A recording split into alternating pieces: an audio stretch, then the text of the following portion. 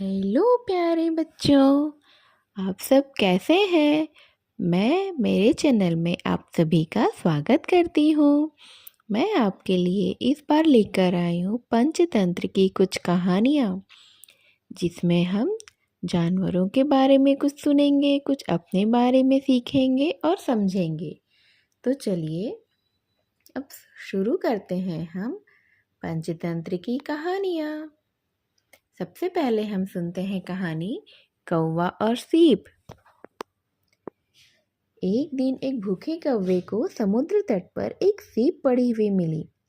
सीप के अंदर का मांस निकालने और खाने के लिए उसने सीप को तोड़ने की कोशिश की, पर सीप नहीं खुली।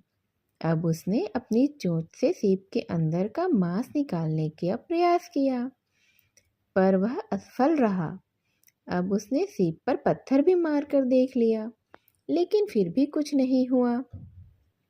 तभी एक और चालाक कौवा वहां आकर बोला, मेरे दोस्त, यह सीप इसी तरह से नहीं खुलेगी। तुम मेरी सलाह मानो और इसे अपनी चोंच में दबाकर ऊपर आकाश में उड़ जाओ और वहां से सीप को चट्टान पर गिरा देना। फिर तो यह टूटकर खुल ही जाएगी। भूखे कौवे को यह ख्याल बहुत पसंद आया और उसने ठीक वैसा ही किया जैसे उस कौवे ने बताया था। कौवा सीप को चोंच में दबाकर उड़ गया और बहुत ऊपर जाकर उसने सीप को वहां से गिरा दिया। सीप तुरंत खुल गई, लेकिन दूसरे कौवे ने तुरंत ही उसे उठा लिया और जल्दी जल्दी उसके अंदर का मांस खाने लगा। जब तक पहला कौवा वहां आया और उसने देखा कि इसने दूसरे कौवे ने तो पूरा सीप खा लिया है और उसे वहां पर सीप के कुछ टुकड़े ही पड़े मिले। इस प्रकार उसे समझ में आया कि उसे दूसरों की बातों में जल्दी से नहीं आना चाहिए, थोड़ा अपना दिमाग भी लगा लेना चाहिए था कि क्या सही था क्या गलत था। ऐसा करने से कि उसने अगर दूसरे कौवे की बात नहीं मानी होती तो सीप उसके ही पास रहती और कुछ और तरीका सोचता। जब उसने बिना सोचे समझे उस कौवे की बात मान ली तो उसके हाथ में कुछ नहीं आया, बल्कि इसका फायदा तो उसी कौवे को हुआ। अब मैं आपको सुनाती हूँ एक दूसरी कहानी, जिसमें था एक मूर्ख सारस और एक केकड़ा। एक बड़े बरगद के पेड़ पर बहुत ही सारे सारस रहते थे। वहीं पर पेड़ के एक बिल में एक सांप भी रहता था। सांप सारस के छोटे छोटे बच्चों को खा जाता था। जब सारस को पता चला कि सांप उनके बच्चों को खा जाता है, तो वह रोने लगा। उसके रोने की आवाज़ सुनकर एक केकड़ा वहां आ पहुंचा और उसने उससे रोने का कारण पूछा कि अरे सारस, तुम क्यों रोते हो। तब सारस ने केकड़े से कहा कि अब मैं आपको क्या बताऊं। मैं आपको अपनी पूरी बात इस तरह से बताता हूँ कि कैसे उसके छोटे छोटे बच्चों को एक सांप आकर खा जाता है। और उसने उससे अनुरोध किया कि वह उस निर्दयी सांप से छुटकारा पाने का कोई तरीका भी उसे बता ही दे।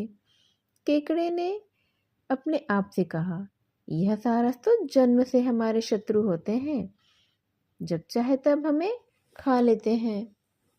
तब इन्हें नहीं लगता कि हमारा भी घर परिवार है, हमारे लिए भी कोई रोता होगा, हमारी भी तो जान प्यारी है ना। उसने सोचा कि मुझे इन्हें गलत सलाह ही देनी चाहिए और केकड़े ने सारस को एक सलाह दी, नेवले के बिल से लाकर पेड़ तक मांस के टुकड़े बिछा दो तुम। नेवला उन टुकड़ों के पीछे पीछे चलता यहाँ तक आ जाएगा और वह सांप को मार डालेगा। सारस ने जब ये सलाह सुनी तो उसे बहुत अच्छा लगा। उसने भी कौवे की तरह बिल्कुल कुछ विचार नहीं किया कि ये सलाह सही थी या गलत थी, कि कहीं इससे उसका ही तो नुकसान नहीं हो जाएगा। उसने बिल्कुल नहीं सोचा और उसने केकड़े की सलाह मान ली। उसने बहुत सारे मांस के टुकड़े इकट्ठे किए और नेवले के बिल से लेकर अपने घोंसले तक कुछ कुछ दूरी पे वो टुकड़े रखता गया। इस तरह पूरी एक लाइन बिछ गई मांस से। नेवला आया और वह एक एक टुकड़े को खा खा कर सीधे सीधे उस रास्ते पर आते गया। अब वह सारस के घोंसले तक आ चुका था। वह वहाँ कुछ देर रुका, तब सांप अपने बिल से बाहर आया। तो जैसे ही सांप बिल से बाहर आया, नेवले ने उस सांप को तो मार दिया और उसे खा गया, लेकिन साथ ही साथ वह वहाँ बैठे हुए सारे सारस को भी मार कर खा गया, क्योंकि वह उसके मित्र तो थे नहीं। वह तो सबको मार कर खाने वाला जानवर था। तो नेवले ने यह समझा कि सारे उसके लिए खाने की ही तो चीज़ें हैं। उसने सांप को भी मारा, सारस को भी मार के गिराया। इसीलिए तो कहा गया है कि जो अपने मित्र ना हो उनकी सलाह तो कभी नहीं लेनी चाहिए, और अगर किसी से कोई सलाह मिलती है तो उसके बारे में अच्छे से सोच लेना चाहिए कि वह सलाह हमारे लिए सही है या गलत है, इसका प्रभाव हम पर किस तरह से पड़ेगा, कहीं हमारा कुछ नुकसान तो नहीं हो जाएगा। अब बच्चों, मैं आपको सुनाती हूँ एक कहानी, हौद में पड़ा कुत्ता। ये बहुत छोटी सी कहानी है। एक बाड़े में एक कुत्ता रहता था। वह हमेशा घोड़ों का चारा रखने की हौद में मुलायम मुलायम जो सूखी घास होती है उस पर सोता ही रहता था। वैसे कुत्ते का भोजन तो बाड़े के बाहर अहाते में रखा जाता था, लेकिन वह स्वार्थी कुत्ता था।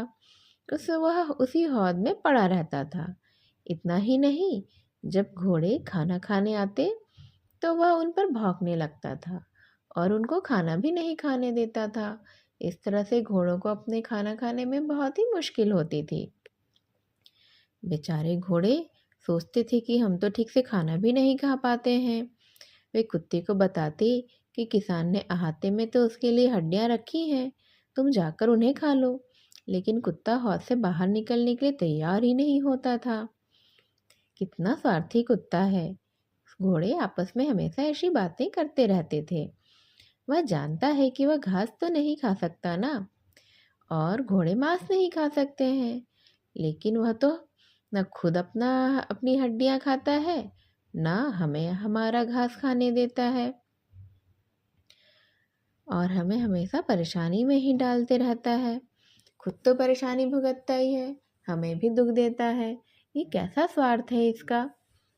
और जब ये ज़्यादा परेशान होता है अपनी भूख से तो अपना तो जाकर खा लेता है, लेकिन हमें तो बांध दिया जाता है ना। सारे घोड़े उस कुत्ते से नफरत करने लगे थे। उस कुत्ते का अब कोई दोस्त भी नहीं रहा था। सारा दिन वह कुत्ता आलसियों जैसे हौद में पड़ा रहता था। ना कोई उससे बातचीत करता था, ना कोई उसकी बातें सुनता था। इस तरह बच्चों, स्वार्थ में आकर उस कुत्ते ने अपने सारे दोस्त खो दिए थे और वह अब बिल्कुल ही अकेला रह गया था। अब मैं आपको सुनाती हूँ कि कैसे एक भेड़िया दोस्त बन जाता है। एक भेड़िया भेड़ों के झुंड के पीछे लगा हुआ था। उसने झुंड के पास चरवाहे को देखा तो उसने भेड़ों पर हमला करने का प्रयास किया। चरवाहे को उस पर संदेह तो पहले से ही था, इसलिए वह बहुत अच्छे से भेड़ों की निगरानी कर रहा था कि भेड़िया उनके भेड़ों को खा ना जाए। अगली बार फिर भेड़िया चुपचाप भेड़ों के साथ लगा रहा और उन पर उसने कोई हमला नहीं किया। धीरे धीरे वह भेड़ों के झुंड का ही एक हिस्सा बन गया। चरवाहे को अब उस पर विश्वास होने लगा था कि यह तो भेड़ों पर हमला नहीं करता है, उनके साथ ही रहता है। ये तो अच्छा भेड़ है, यह तो इनका दोस्त बन गया है लगता है। ये ऐसा चरवाहा सोचने लगा था। एक दिन चरवाहे को किसी काम से शहर से बाहर जाना पड़ा। उसने भेड़िए पर भरोसा करते हुए उसे भेड़िए को ही उसने भेड़ों की रखवाली का काम सौंप दिया। जैसे ही चरवाहा शहर से निकला, भेड़िया तुरंत ही भेड़ों पर टूट पड़ा और एक एक करके सारी भेड़ों को मारकर खा गया। वापस लौटने पर चरवाहे ने देखा तो उसे अपनी मूर्खता समझ में आ गई।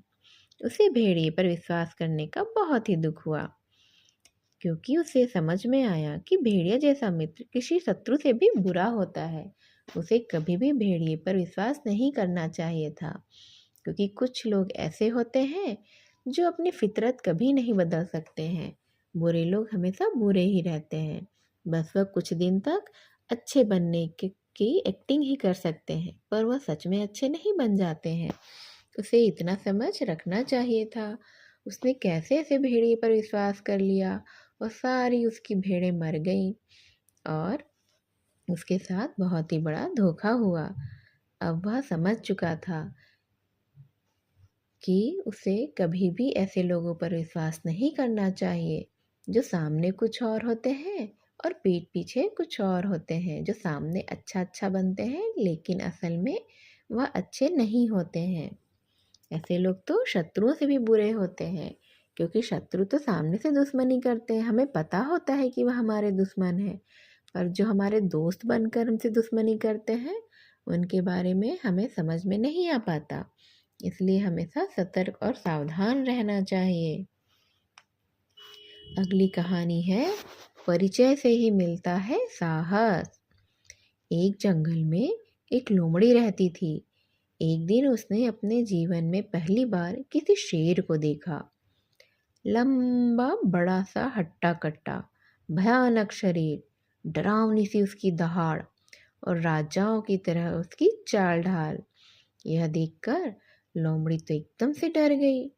वह वहीं पर बेहोश होकर गिर गई। अगले दिन वही शेर उसे फिर से दिखाई दिया। वह अब भी डरी हुई थी, लेकिन उसने थोड़ा सा साहस जुटाया और अपने डर को छिपाने की थोड़ी सी कोशिश कर ली। जल्द से जल्द वह वहां से भाग गई। इस बार वह बेहोश नहीं हुई। अब तीसरे दिन स्थिति तो पूरी तरह से बदल गई थी। लोमड़ी सीधे शेर के पास पहुंच गई और बोली, जय हो महाराज, सब ठीक ठाक तो है ना? वह शेर से बिल्कुल परिचितों की तरह बात करने लगी। अब उसे शेर से बिल्कुल डर नहीं लग रहा था। पिछले 2 दिनों से लगातार शेर को देख देख कर वह अब उनसे परिचित हो गई थी। इसीलिए कहा गया है, परिचय होने पर साहस मिलता है। इसीलिए तो अगर हमें किसी चीज़ से डर लगता है तो हमें उसका सामना करना चाहिए। हमें डर कर हमेशा के लिए वह चीज़ छोड़ नहीं देनी चाहिए। हम बार बार उसका सामना करेंगे तो धीरे धीरे हमें उससे परिचय हो जाएगा। हमारा अंदर का जो डर है वह धीरे धीरे भाग जाएगा और फिर हमें उस चीज़ से बिल्कुल डर नहीं लगेगा। हमारे अंदर साहस आ जाएगा और हम बहादुर बच्चे बन जाएंगे।